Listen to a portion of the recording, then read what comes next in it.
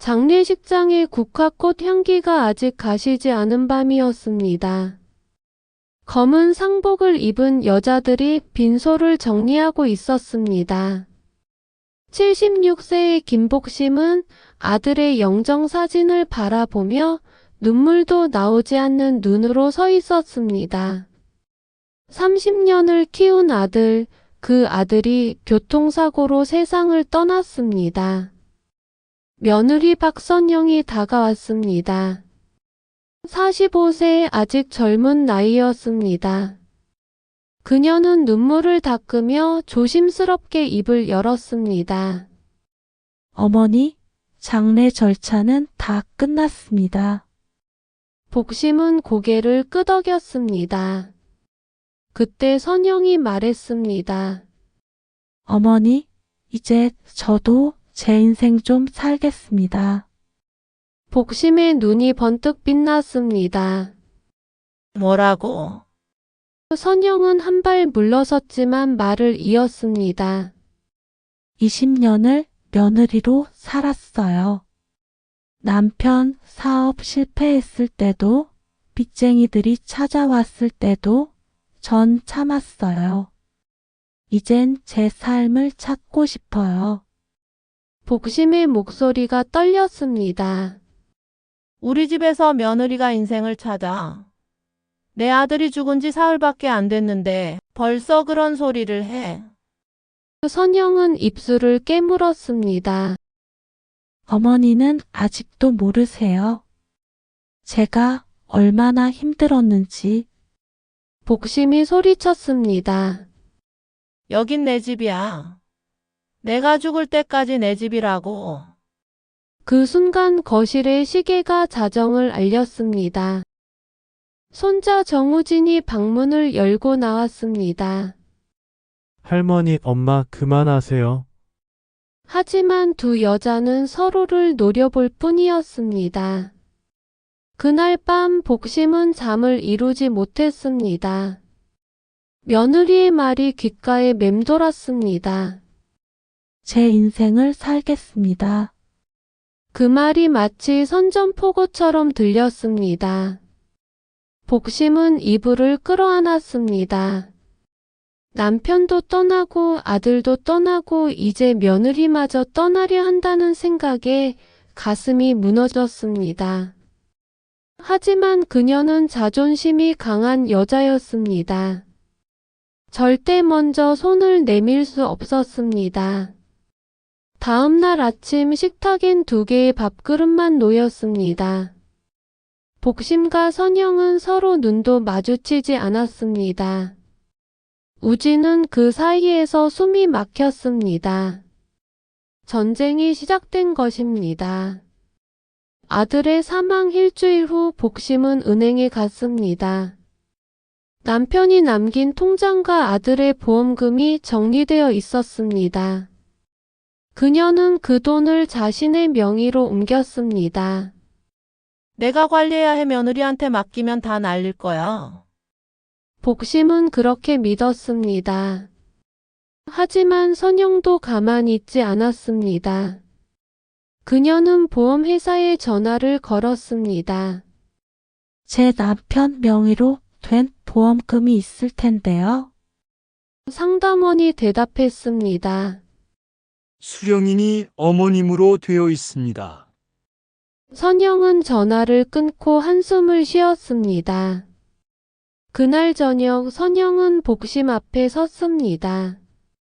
어머니, 남편 보험금 이야기 좀 합시다.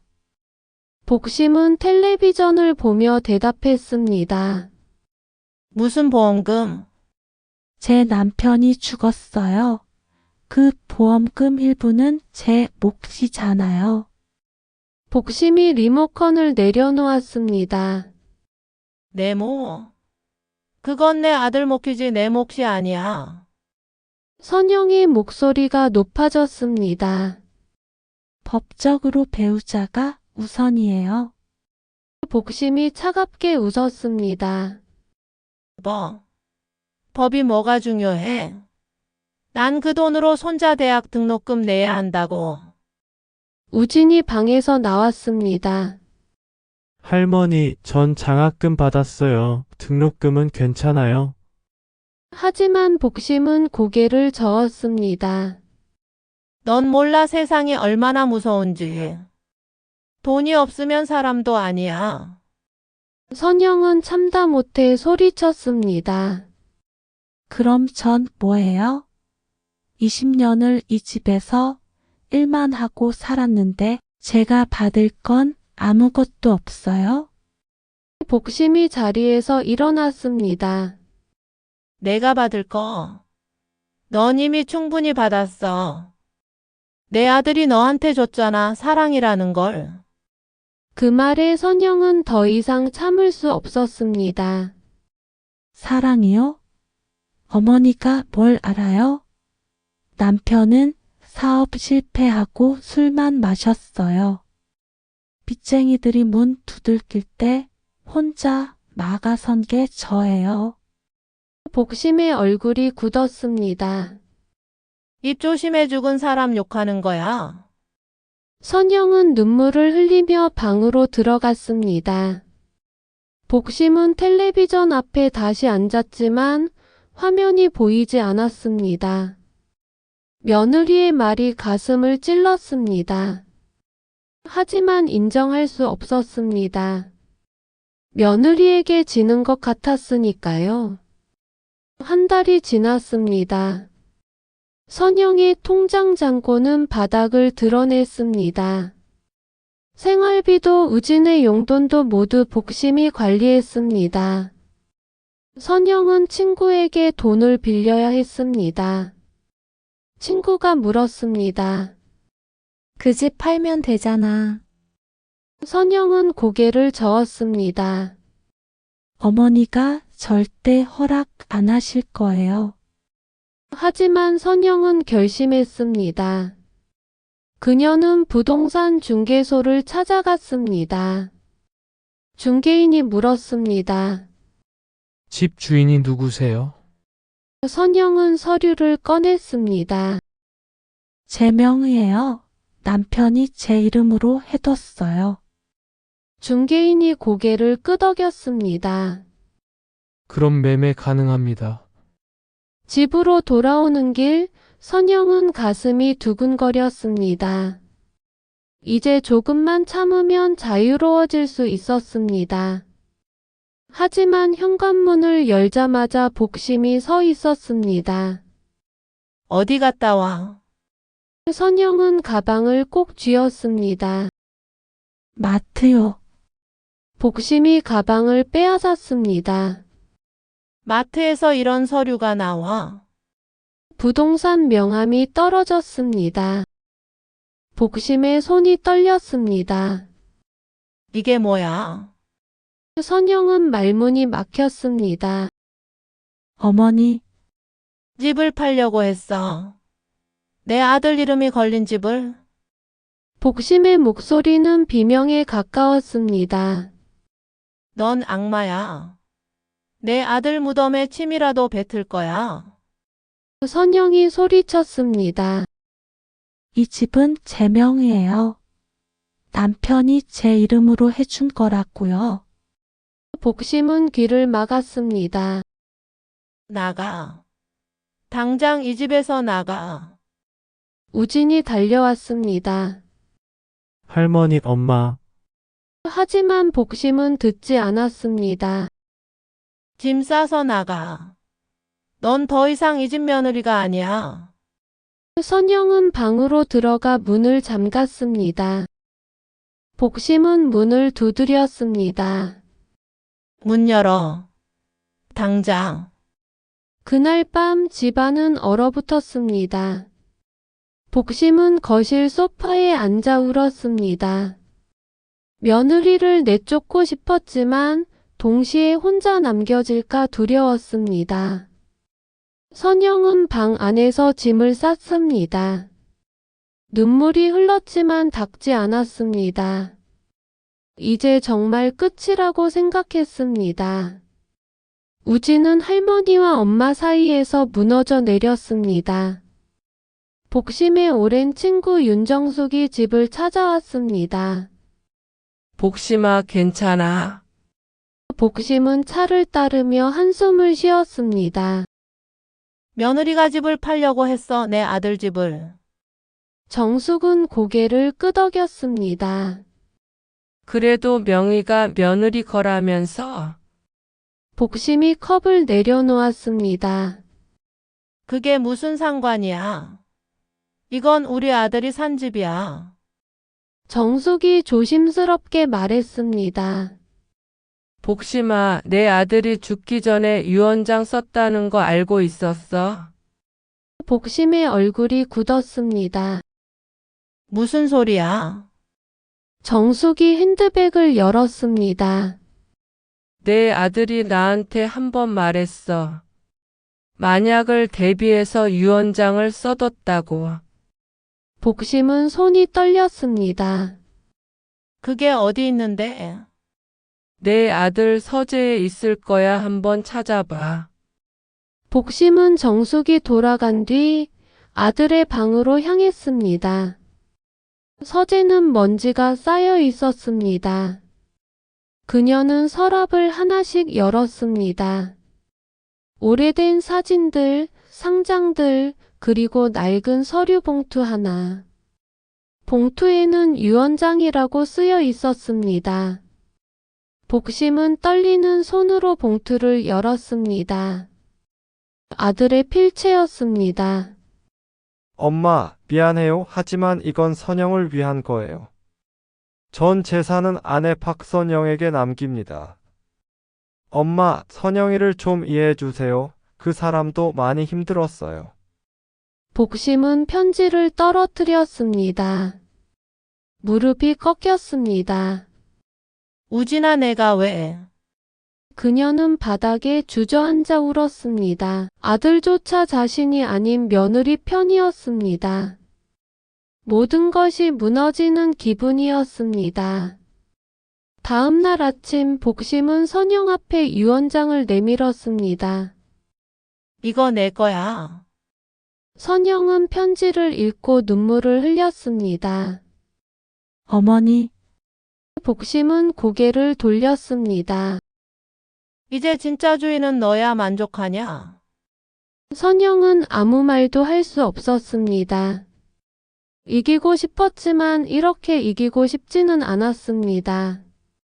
복심은 자리에서 일어나 방으로 들어갔습니다. 문이 닫히는 소리가 크게 울렸습니다.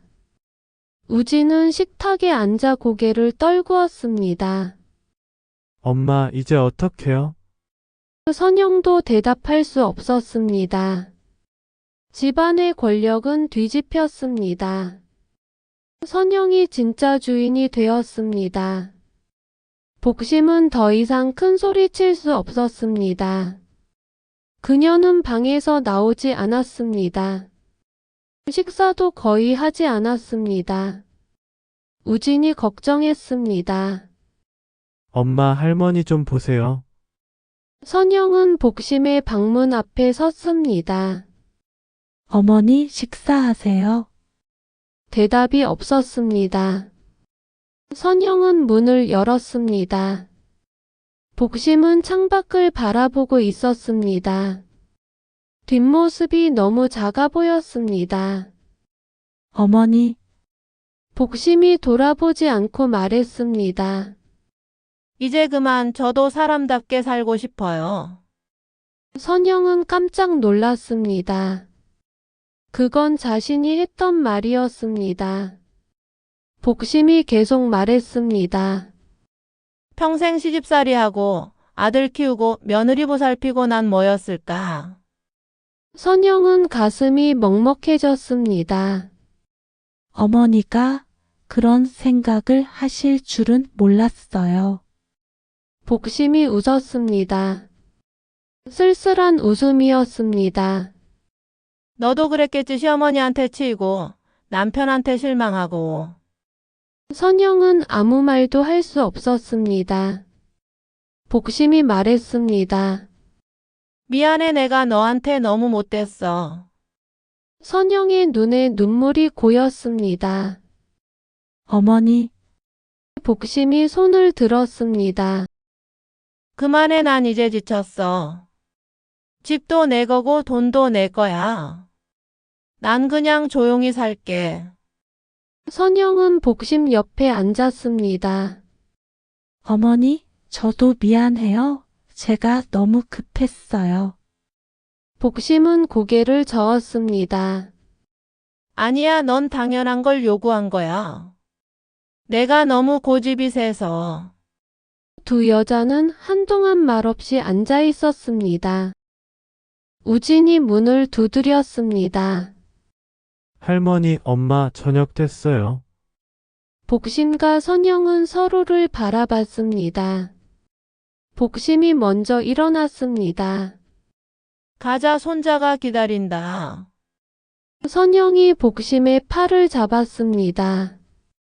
어머니, 천천히 가세요. 식탁에 셋이 앉았습니다. 오랜만에 평화였습니다. 하지만 복심의 얼굴에는 깊은 피로가 서려 있었습니다. 선영은 그것을 놓치지 않았습니다. 뭔가 잘못되고 있었습니다. 선영은 결심했습니다. 더 이상 이 집에 있을 수 없었습니다. 유언장이 있어도 복심과의 관계는 회복할 수 없다고 생각했습니다. 그녀는 이사를 준비하기 시작했습니다. 우진에게 말했습니다. 우진아, 우리 작은 아파트로 이사 갈 거야. 우진이 놀랐습니다. 할머니는요? 선영은 고개를 숙였습니다. 할머니는 여기 계실 거야. 이 집이 할머니한텐 더 소중하니까. 우진은 울먹였습니다. 엄마, 할머니 혼자 두고 가면 어떡해요? 우진아, 우린 더 이상 여기 있을 수 없어. 선영은 짐을 쌌습니다. 옷가지들, 식기들, 그리고 남편의 사진. 서랍을 정리하던 중 낡은 편지 한 통을 발견했습니다. 봉투에는 선영에게라고 쓰여 있었습니다. 필체는 복심의 것이었습니다. 선영은 편지를 열었습니다. 선영아, 엄마가 미안하다. 널 딸처럼 대하고 싶었는데 자꾸 며느리로만 봤어. 내가 힘들어하는 걸 알면서도 모른 척했어. 용서해줘. 엄마는 너를 사랑해. 편지는 몇 년 전에 쓰인 것 같았습니다. 아마 보내지 못했던 것 같았습니다. 선영은 편지를 가슴에 안았습니다. 눈물이 쏟아졌습니다. 어머니, 그녀는 복심의 방으로 향했습니다. 하지만 문을 두드릴 용기가 나지 않았습니다. 그냥 돌아섰습니다. 이사날이 다가왔습니다. 이삿짐 센터가 도착했습니다. 복심은 방에서 나오지 않았습니다. 선영은 짐을 싸며 계속 복심의 방을 바라봤습니다. 작별 인사라도 해야 할 것 같았습니다. 하지만 차마 다가갈 수 없었습니다. 우진이 할머니 방문을 두드렸습니다. 할머니, 우리가요. 대답이 없었습니다. 우진은 문을 열었습니다. 복심은 침대에 누워 있었습니다. 얼굴이 창백했습니다. 할머니, 우진이 소리쳤습니다. 선영이 달려왔습니다. 복심은 의식이 흐릿했습니다. 구급차. 빨리. 선영이 전화를 걸었습니다. 이삿짐은 잊혀졌습니다. 병원 응급실이었습니다.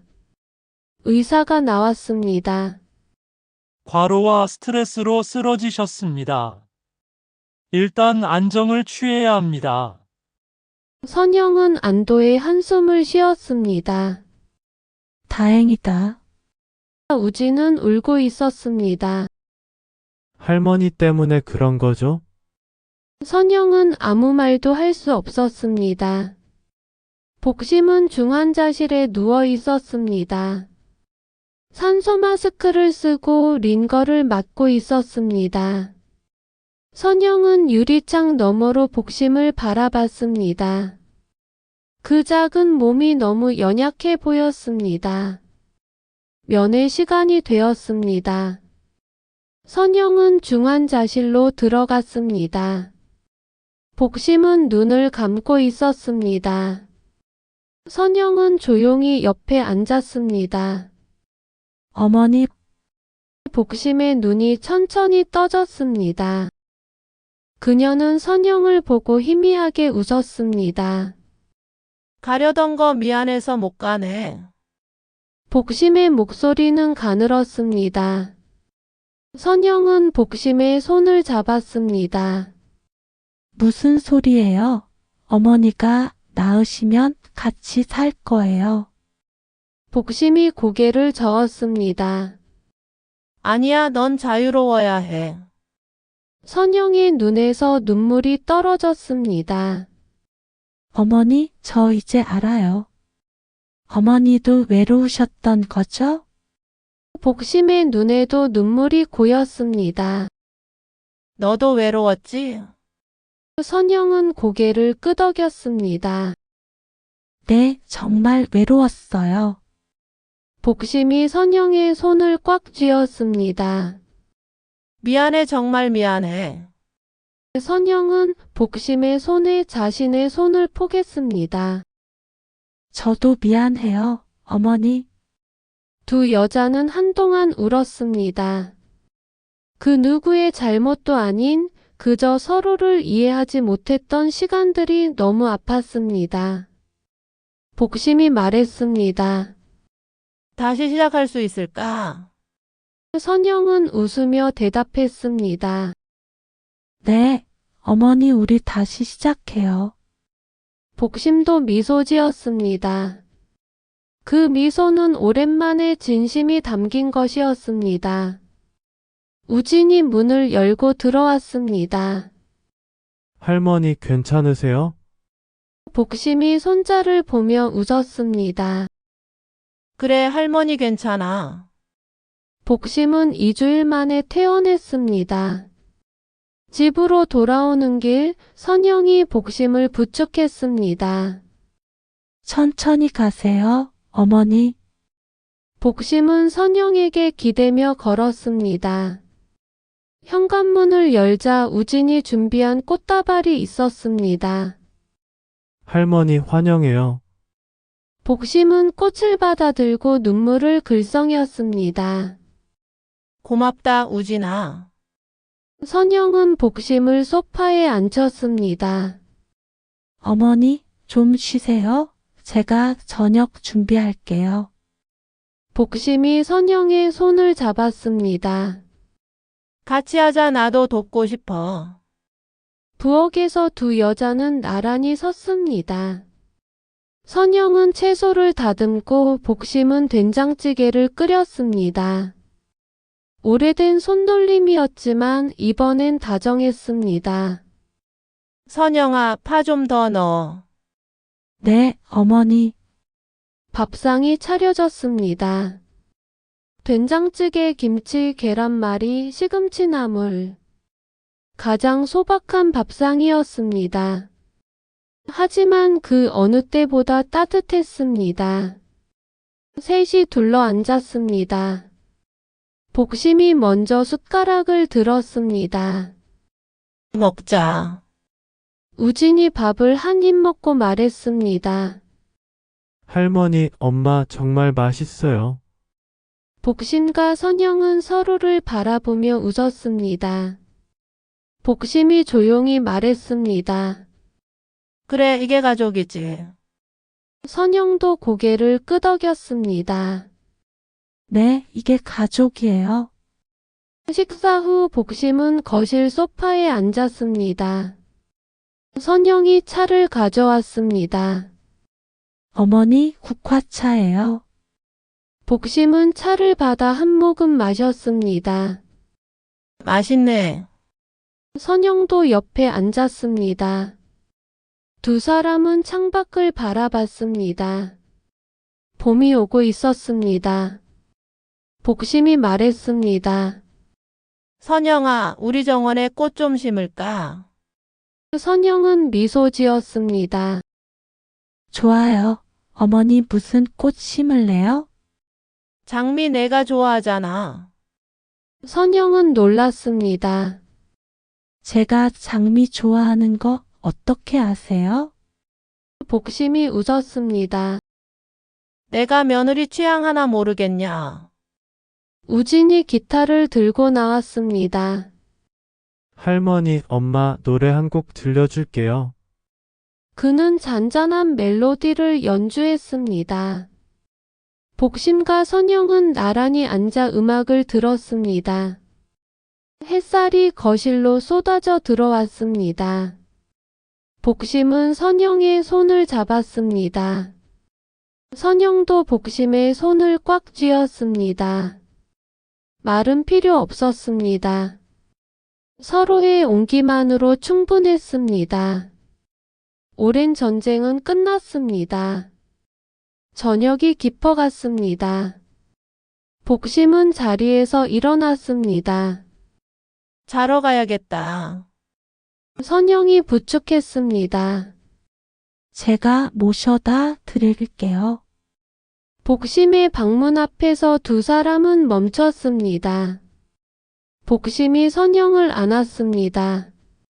고맙다, 우리 딸. 선영은 그 말에 눈물이 났습니다. 딸이라는 말. 20년을 기다린 한마디였습니다. 어머니, 복심은 선영의 등을 토닥였습니다.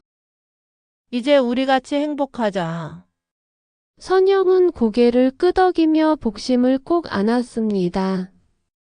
복심은 방으로 들어갔습니다. 선영은 한참을 문 앞에 서 있었습니다. 그리고 천천히 자신의 방으로 향했습니다. 침대에 누워 천장을 바라봤습니다. 마음이 편안했습니다. 오랜만에 느끼는 평화였습니다. 다음 날 아침 선영이 일찍 일어나 아침 준비를 했습니다. 복심도 부엌으로 나왔습니다. 어머니 아직 쉬세요. 복심이 고개를 저었습니다. 괜찮아, 같이 하고 싶어. 두 사람은 함께 밥을 지었습니다. 식탁에 앉은 세 사람은 평범한 아침을 먹었습니다. 하지만 그 평범함이 가장 소중했습니다. 복심이 말했습니다. 오늘 날씨 좋은데 산책 갈까? 선영이 웃으며 대답했습니다. 좋아요. 어머니 같이 가요. 우진이 말했습니다. 저도 갈래요. 복심이 손자의 머리를 쓰다듬었습니다. 그래, 우리 셋이 다 같이 가자. 세 사람은 손을 잡고 집을 나섰습니다. 봄바람이 불어왔습니다. 새로운 계절이, 새로운 시작이 그들을 기다리고 있었습니다. 거리를 걸으며 복심은 생각했습니다. 가족이란 건 참 어려워. 하지만 포기하지 않으면 언젠가는 이해하게 되는구나. 선영도 생각했습니다. 용서는 쉽지 않아. 하지만 사랑하면 할 수 있어. 공원 벤치에 앉아 셋은 햇살을 쬐었습니다. 복심이 말했습니다. 행복하다. 선영이 복심의 어깨에 머리를 기댔습니다. 저도요, 어머니. 우진은 두 사람을 사진으로 담았습니다. 그 사진 속엔 진짜 가족이 있었습니다. 집으로 돌아오는 길, 복심과 선영은 꽃집에 들렀습니다. 장미 묘목을 샀습니다. 집에 도착해 정원에 함께 심었습니다. 잘 자라야 해. 복심이 흙을 덮으며 말했습니다. 선영이 물을 주었습니다. 잘 자랄 거예요, 어머니. 저녁 밥상이 다시 차려졌습니다. 이번엔 복심과 선영이 함께 만든 음식들이었습니다. 잡채, 생선구이, 미역국. 정성이 가득한 밥상이었습니다. 복심이 말했습니다. 맛있게 먹자. 선영이 대답했습니다. 네, 어머니 맛있게 먹어요. 그날 밤 복심은 일기를 썼습니다. 오늘 나는 진짜 가족을 되찾았다. 며느리가 아닌 딸을 얻었다. 늦었지만 다행이다. 선영도 일기를 썼습니다. 어머니와 화해했다. 이제 진짜 엄마가 생긴 것 같다. 행복하다. 창밖으로 별이 빛났습니다. 봄밤은 고요했습니다. 집안은 따뜻했습니다. 복심과 선영 그리고 우진. 세 사람은 각자의 방에서 평화로운 잠에 빠져들었습니다. 내일도 모레도 그들은 함께일 것입니다. 진짜 가족으로.